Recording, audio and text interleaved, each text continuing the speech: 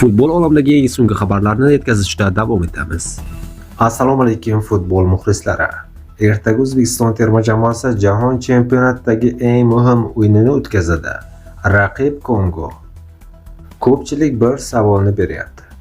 Agar Kongoni yutsak, play-offga chiqamizmi? Javob: ham ha, ham yo'q. Negaki avval O'zbekiston albatta g'alaba qozonishi shart. Durang yoki mag'lubiyat bo'lsa, musobaqa shu yerda tugaydi.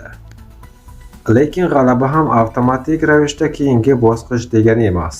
Chunki 2026-yilgi jahon chempionatida 12 ta guruhdan chiqqan eng yaxshi 3-o'rin egalari ham play-offga yo'l oladi. O'zbekiston esa hozir to'plar nisbati bo'yicha ancha ortda qolmoqda. Shuning uchun nafaqat yutish, balki imkon qadar yirik hisoblarda g'alaba qozonish ham juda muhim bo'ladi. Keyin esa boshqa guruhlardagi natijalar ham bizning foydamizga bo'lishi mumkin.